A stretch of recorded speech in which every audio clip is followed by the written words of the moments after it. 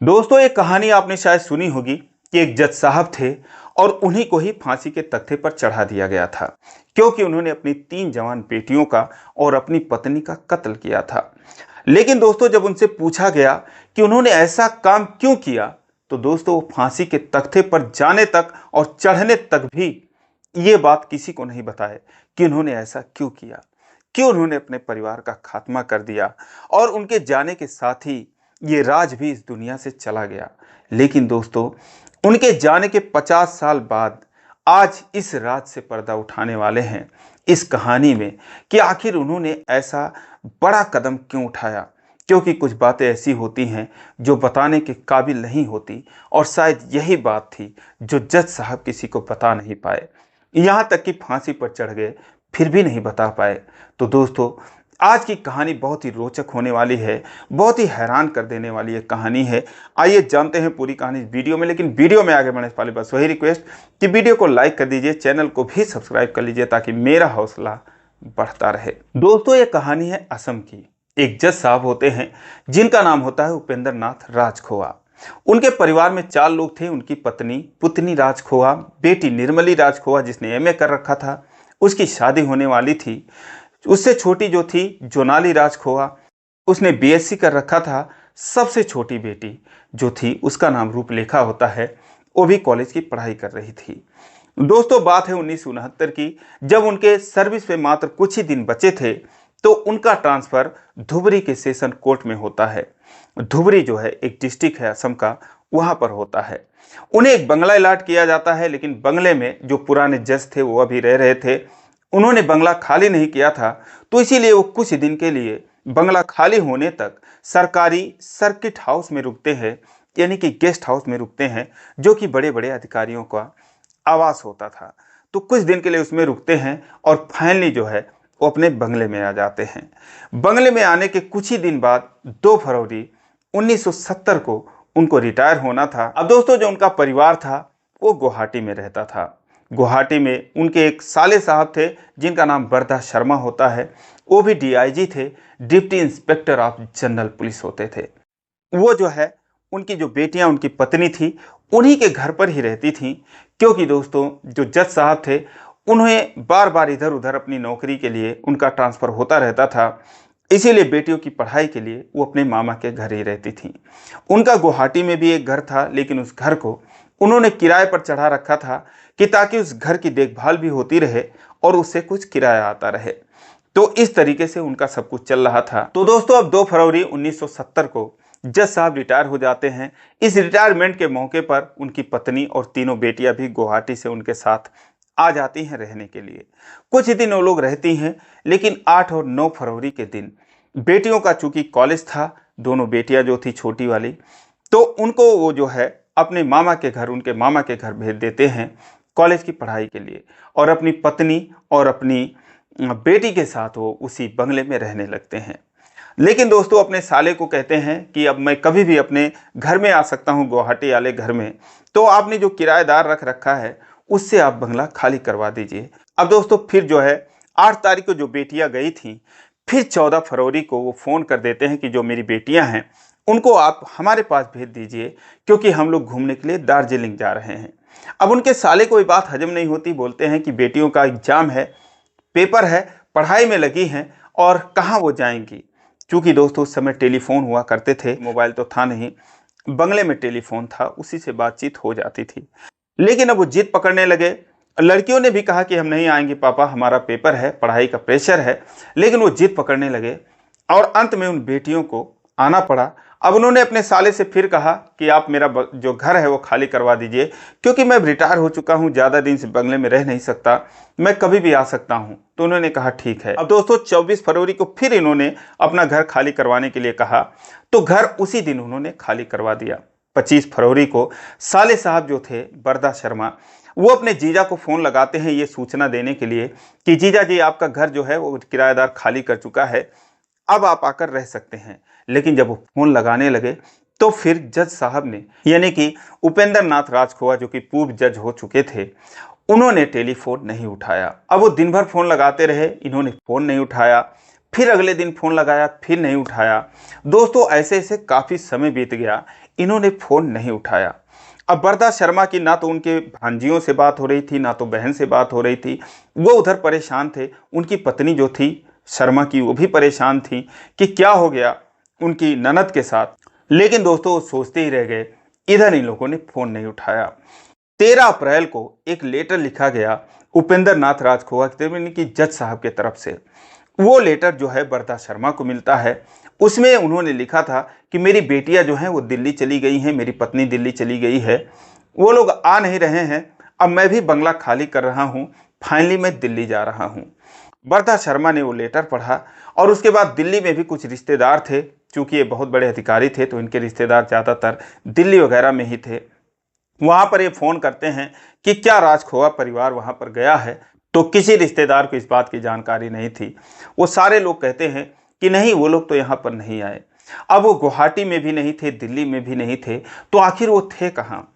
ये सोचकर बरदास शर्मा परेशान हो जाते हैं। अब दोस्तों मार्च बीत जाता है, अप्रैल आ जाता है। आखिरकार बरदास शर्मा धुबरी जाने की सोचते हैं और फिर वहाँ जाते हैं, उस बंगले पर जाते हैं जहाँ पर कि वो ठहरे हुए थे।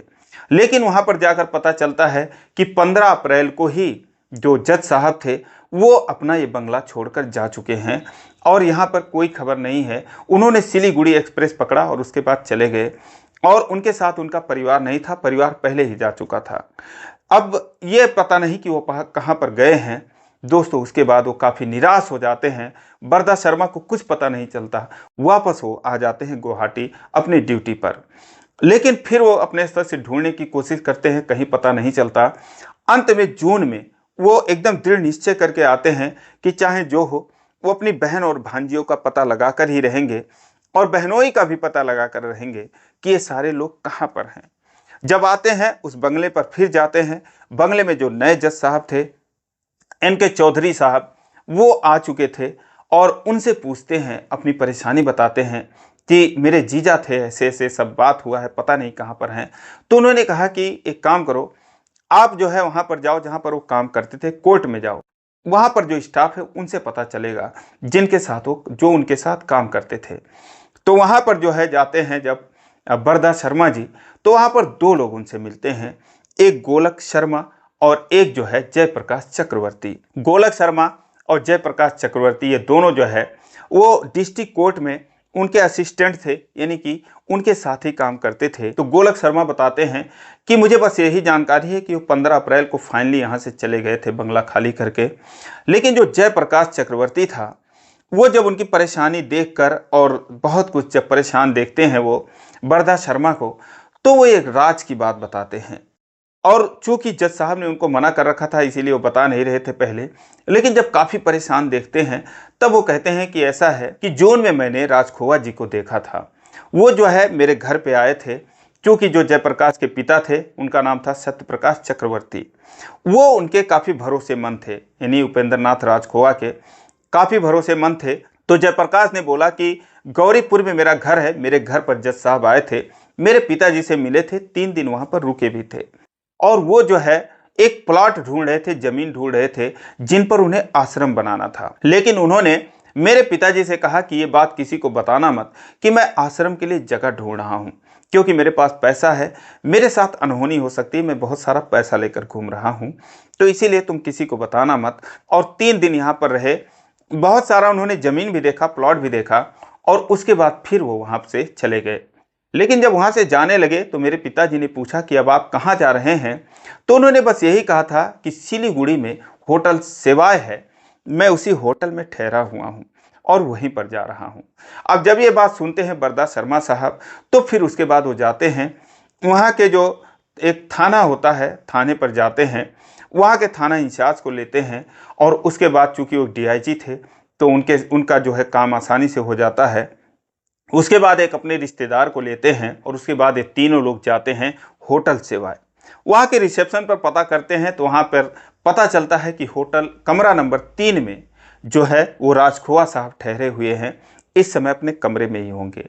जब ये तीनों लोग ऊपर जाते हैं, होटल के कुछ स्टाफ भी जाते हैं, दरवाज़ा खटखटाया जाता है तो दोस्तों जज साहब अंदर ही थे।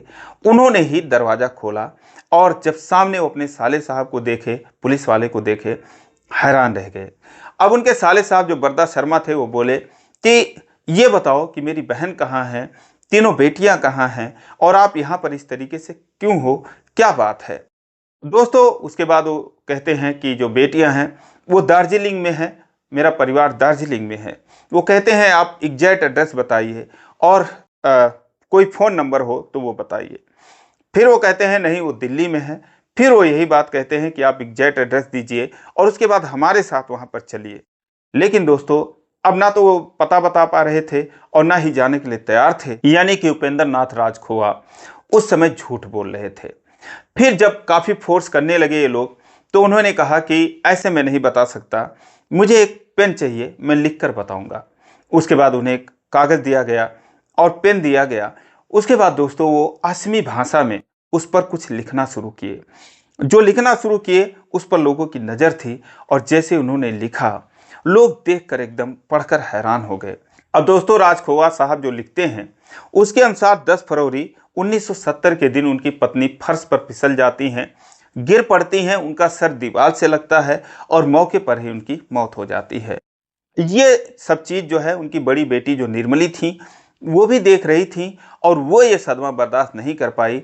बहुत सारा नींद की गोली उसने खा ली, ओवर डोज ले लिया और उसके बाद उसी रात उसकी भी मौत हो जाती है। वो रात भर अपनी बेटी और पत्नी के लाश के पास बैठे रहे और सुबह जो है जाते हैं घाट पर, ब्रह्मपुत्र नदी पर, वहाँ से स्टीमर वालों को बुला कर लाते हैं, उन्हें 500 रुपया देते हैं और उसके बाद ले जाते हैं ब्रह्मपुत्र नदी में, दोनों लाशों को बहा देते हैं, उनका विसर्जन कर देते हैं। उसके बाद उन दोनों बेटियों के बारे में पूछते हैं उनका क्या हुआ, तो उनके बारे में लिखते हैं कि 14 फरवरी के दिन मैंने उनको जब यहाँ पर बुलाया तो मैंने उनसे बताया नहीं, वो काफ़ी जिद करने लगी, तो मैं उनसे कब तक छुपाता। पहले मैंने उनसे झूठ बोला कि वो कोकराझार गई हैं, यहाँ गई हैं, वहाँ गई हैं, लेकिन जब वो पूछने लगी तो मैंने बोला कि चलो तुम लोगों को एकांत में बताता हूँ। उसके बाद गाड़ी में बिठाया और लेकर गया ब्रह्मपुत्र नदी के पुल पर और वहाँ पर मैंने बताया कि तुम्हारी माँ और बड़ी बहन के साथ ऐसा हुआ है और इसी नदी में मैंने उनको विसर्जित कर दिया है। अब जैसे ये बेटियां सुनती हैं वो अपना आपा खो देती हैं और नदी में कूदकर वो भी अपनी जान दे देती हैं। अब दोस्तों ये सब सुनकर ये सारे लोग हैरान रह गए, उन्हें ये बात हजम नहीं हो रही थी। लेकिन चूंकि अब ये ऐसा मामला था तो उन्होंने कहा ठीक है जो हुआ सो हुआ, लेकिन आप ये बात जो है चलकर मजिस्ट्रेट के सामने दर्ज करवाइए। उन्होंने बोला ठीक है मैं तैयार होकर आता हूँ। अब दोस्तों वो अपने कमरे में जाते हैं, बेडरूम में जाते हैं, बेडरूम से लगा उनका बाथरूम था, बाथरूम में जाते हैं और फिर अंदर से कुंडी मार लेते हैं। लेकिन कुछ ही देर बाद जोर जोर से चीखने लगते हैं। जैसे ये लोग दरवाज़ा तोड़ते हैं चीखने की आवाज़ सुनकर तो देखते हैं कि राजखोवा जी जो थे वो उन्होंने अपने पेट में चाकू मार रखा है, वो अपनी जान लेने की कोशिश कर रहे थे। अब दोस्तों ये सब देखने के बाद सारे लोग हैरान। उसके बाद उनको वहाँ से किसी तरीके से सिलीगुड़ी के अस्पताल में पहुँचाया जाता है, जहाँ पर डॉक्टर उनका इलाज करते हैं और कहते हैं अभी आप इनसे कोई पूछताछ नहीं कर सकते। इधर ये लोग आते हैं ब्रह्मपुत्र नदी में और सारा खाक छानने लगते हैं कि आखिर जो लाशें थीं कहीं तो होंगी। वो उनको ढूंढने लगते हैं, लेकिन जो डीआईजी साहब थे, साले साहब थे इनके, बरदा शर्मा जी, उनको ये बात हजम नहीं हो रही थी। वो एक बार फिर अपने स्तर से अब जांच में लग जाते हैं, इन्वेस्टिगेशन में लग जाते हैं। एक बार फिर बंगले पर जाते हैं और फिर उनके साथ जो काम करते थे, उनके साथ रहने वाले नौकर, प्यून, माली और जो अर्दली वगैरह थे, इन सब से वो पूछताछ करते हैं। तो जो उनके साथ जो उनके नौकर रहने वाले थे, उसी बंगले में सर्वेंट क्वार्टर में रहते थे, उनके साथ हमेशा रहते थे, उनसे पूछताछ करते हैं और कहते हैं कि तुम्हारे जज साहब का ऐसा ऐसा हाल है, उनकी जो पत्नी थी, उनकी जो बेटियां थीं, उनके साथ ऐसा कुछ हुआ, तुम लोगों को पता नहीं चला। अब दोस्तों ये बात सुनकर वो लोग भी हैरान हो जाते हैं। वो कहते हैं नहीं ऐसा नहीं हो सकता। वो कहते कुछ तो बताओ आखिर वो कैसे रहते थे, क्या करते थे। तब उन लोगों ने जो है जो कहानी बताई। दोस्तों ये कहानी शुरू हो चुकी थी 14 जनवरी 1970 से ही, जब वो रिटायर नहीं हुए थे, क्योंकि वो रिटायर हुए थे 2 फरवरी के दिन। तो उनका एक प्यून था जिसका नाम था बीगन प्रसाद, एक और प्यून था जिसका नाम था मोहम्मद राशिद और एक उनका माली था जिसका नाम था राधानाथ। ये तीनों लोग जो है उनके साथ रहते थे और इसके अलावा भी और एक नौकर था उमेश बैस, ये भी रहता था। तो उन्होंने कहा कि जब वो इस बंगले में आए तो एक पेड़ था जो कि बाथरूम के पीछे ही था, उसकी टहनी बाथरूम के दरवाजे से लग रही थी। खिड़की से लग रही थी। तो कुछ आवाज़ आ रही थी। तो 14 जनवरी के दिन उन्होंने बिगन प्रसाद से कहा, अपने पियून से कहा कि ये जो पेड़ है इसको हटवा दो, इसकी टहनी कटवा दो, और बाथरूम में इसकी जो टहनी है वो घिसती है तो डरावनी आवाज़ आती है। वो जो है फिर मोहम्मद राशिद को बताता है और माली राधानाथ को बताता है। ये तीनों लोग मिलकर उस टहनी को काट देते हैं, लेकिन फिर वो कहते हैं कि नहीं, इस पेड़ को जड़ से ही खोद दो, और ये पेड़ ही ठीक नहीं है। उसके बाद फिर वो जड़ से खोद के, वो काफ़ी मोटा पेड़ था, गिरा देते हैं। जब पेड़ गिर जाता है तो कहते हैं कि यहाँ पर एक बड़ा सा गड्ढा बना दो, क्योंकि यहाँ पर एक पेड़ था तो हम पेड़ ही लगाएंगे, हमको पेड़ लगाना चाहिए, तो गड्ढा बड़ा कर दो। अब दोस्तों वो लोग जज साहब का आदेश मान रहे थे, उन्होंने एक बड़ा सा गड्ढा वहाँ पर खोद दिया। उसके बाद दोस्तों उसके 2 दिन बाद एक और पेड़ था, यानी कि 16 जनवरी को। तो एक पेड़ और था किचन के बगल में। उन्होंने बोला ये पेड़ भी जैसे इसका किया है वैसे इसको भी कर दो, यहाँ पर भी एक गड्ढा खोद दो, नया पेड़ लगाएंगे, ताकि जो नए जज साहब आ रहे हैं इनके चौधरी साहब, उनको कम से कम याद रहे कि कोई यहाँ पर पेड़ लगाया था। दोस्तों वो लोग बोले चलो अच्छी बात है। वो लोग भी उस पेड़ को खोद कर निकाल देते हैं, वहाँ पर भी इस गड्ढे के जैसा एक बड़ा गड्ढा बना देते हैं। और उसके बाद वो रिटायर हो जाते हैं। रिटायर होने के दिन जब सारे लोग, उनके परिवार वाले साथ में आते हैं, तो उनके साथ बंगले में रहने लगते हैं। एक दिन जो है उपेंद्र नाथ राजखोवा जी नहा रहे थे, तभी जो उनकी पत्नी थी पुतनी राजखोवा, उनकी नज़र उस गड्ढे पर जाती है। उन्हें वो गड्ढा बड़ा अजीब लगता है, तो वो उन नौकरों से कह के, जब तक वो नहा रहे थे, वो गड्ढा पटवा देती हैं। और उसके बाद जब वो देखते हैं बाद में गड्ढा की भर गया है, तो अपनी पत्नी पर काफ़ी नाराज़ होते हैं। फिर वो उन लोगों से कह के वो गड्ढा वापस से खुदवा देते हैं उसी तरीके से। अब दोस्तों उसके बाद जब वो रिटायर हो ही गए थे, तो 5-6 दिन उनका परिवार उनके साथ रहता है। लेकिन दोनों जो छोटी बेटियां थीं, उनका कॉलेज चल रहा था। बड़ी बेटी तो एमए कर चुकी थी, उसकी शादी होने वाली थी, लेकिन दोनों छोटी बेटियों का कॉलेज चल रहा था। तो लोग वापस गुवाहाटी चली जाती हैं, अपने मामा के घर चली जाती हैं, उनका पेपर होने वाला था। अब दोस्तों 8 तारीख को चली जाती हैं। 10 तारीख को माँ सरस्वती की पूजा थी और वहाँ पर बहुत बड़ा मेला लगा हुआ था। मेले में राजखोवा भी जाते हैं, उनकी पत्नी और उनकी बड़ी बेटी भी जाती है, स्टाफ के लोग भी जाते हैं। और उसके बाद ये लोग मेला देखकर वापस आते हैं, और उसके बाद कुछ स्टाफ वाले घर चले जाते हैं, सर्वेंट जो होते हैं वो सर्वेंट क्वार्टर में चले जाते हैं। और 8 बजे वो देखते हैं, जो बिगन प्रसाद था वो देखता है कि वहाँ पर कुछ लकड़ियाँ उन्होंने उसी गड्ढे के बगल में जला रखी है, वो जो है ताप रहे हैं। और कुछ ही देर में जो है उनकी पत्नी और बेटी भी आ जाती है। और ये चीज़ जो बिगन प्रसाद देखते हैं, फिर कहते हैं होगा कोई बात। उसके बाद दोस्तों वो अपना सो जाते हैं। लेकिन जब सुबह 11 फरवरी की सुबह होती है, तो बिगन प्रसाद आता है और कहता है, जब नहीं देखता कि उनकी पत्नी कहाँ है और छोटी उनकी बड़ी बेटी कहाँ है, पूछता है कि दोनों मालकिन कहाँ गई, तो ये बताते हैं कि एक रिश्तेदार की तबीयत खराब हो गई थी, वो लोग कोकराझार चले गए हैं, मैंने ही उनको सुबह सुबह बस स्टैंड तक छोड़ के आया हूँ। अब इस पर बिगन प्रसाद हैरान हो जाता है, क्योंकि उनको 24 घंटे ड्राइवर भी उपलब्ध था और भी नौकर चाकर थे, किसी से भी छुड़वा सकते थे, खुद क्यों गए छोड़ने। फिलहाल वो उसके बाद अपने कामों में लग जाता है, बाजार चला जाता है। बाजार से आने के बाद वो आकर देखता है कि जो बाथरूम से पाइप जा रहा था उससे लाल रंग का पानी गिर रहा है और खुली नाली में वो पानी जा रहा है।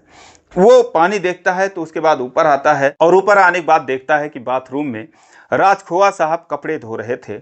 इससे पहले कभी उन्होंने कपड़े धोए नहीं थे, ये सारा काम नौकर ही करते थे। लेकिन वो एक लाल कलर का चद्दर और तकिए का खोल धो रहे थे, साथ में एक पैजामा और एक शर्ट धो रहे थे।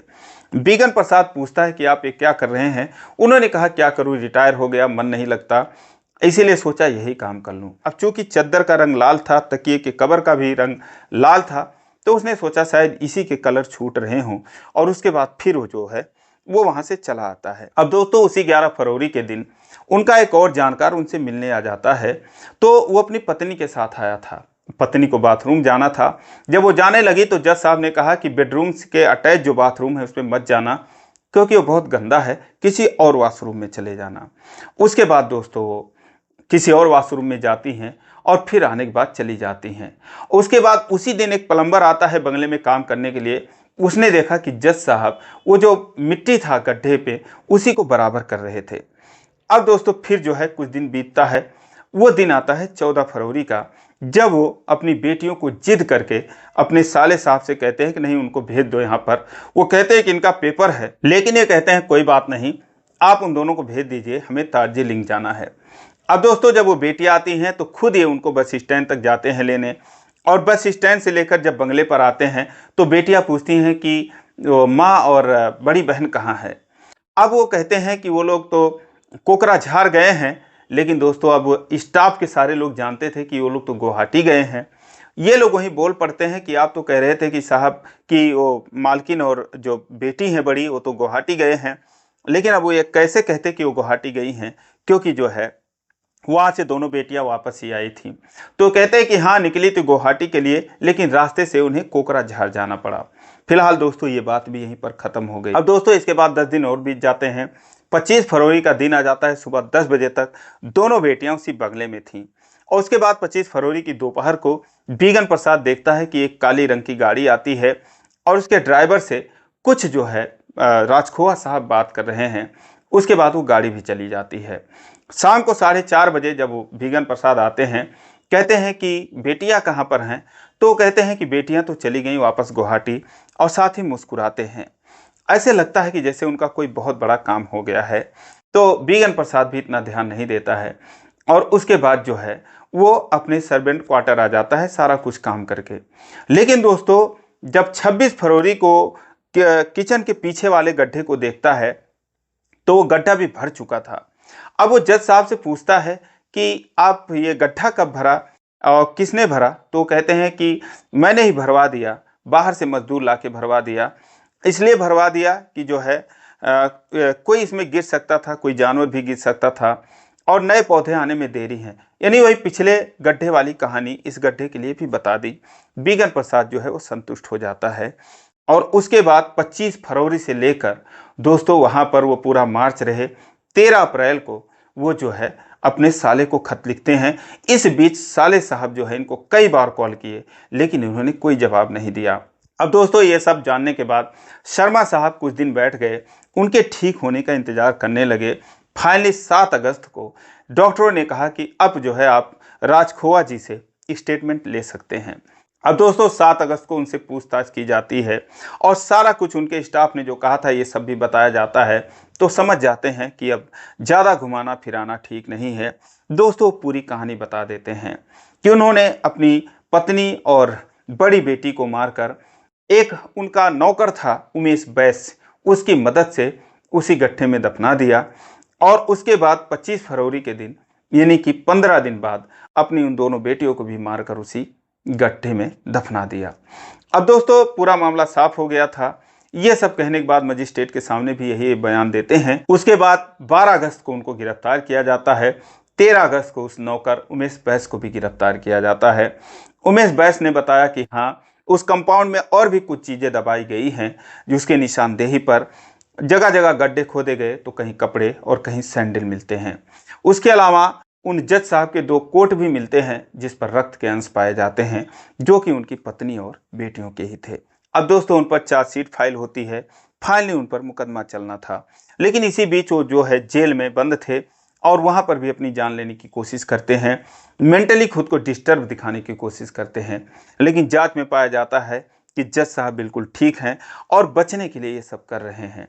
फाइनली उन पर मुकदमा चलता है। उनसे पूछताछ की जाती है कि उन्होंने ऐसा क्यों किया, लेकिन दोस्तों उन्होंने कभी कबूला नहीं।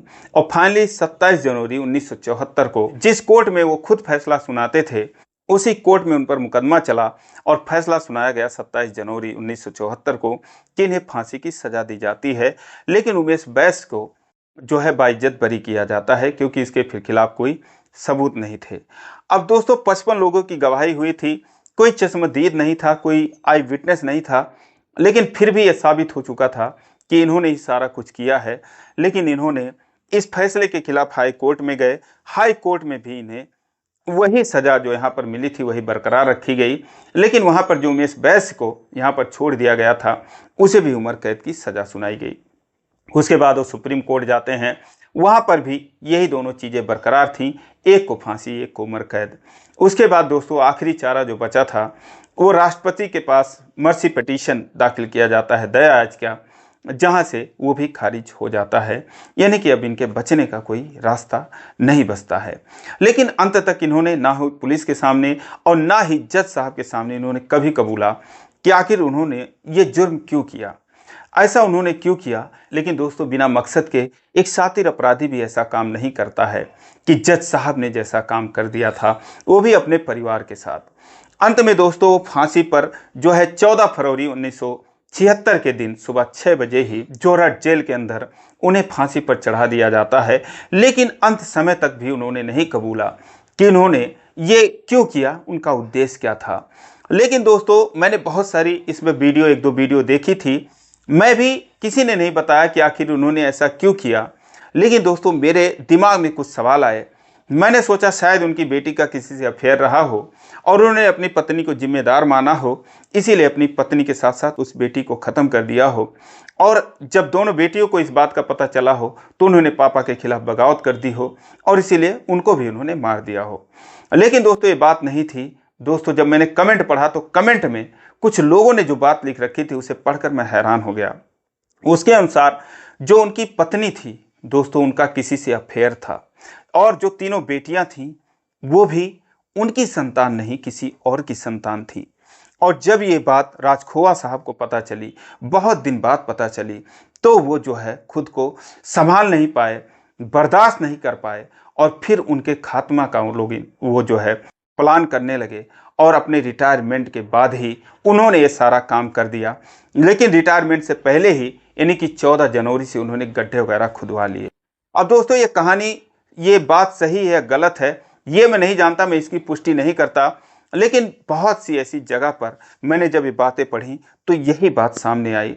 और दोस्तों, वाकई में कुछ बात तो ऐसी थी कि जिसे जज साहब बता नहीं पाए, क्या पता यही बात रही हो। लेकिन दोस्तों, क्या यही बात थी? अगर आपके भी समझ में आए कि क्या बात थी, कमेंट करके जरूर बताएं। तो दोस्तों, ये रही कहानी। आप कमेंट करके जरूर बताएं कि आखिर क्या बात रही होगी। फिलहाल आज के लिए बस इतना ही, फिर मिलेंगे अगले वीडियो में। तब तक के लिए जय हिंद।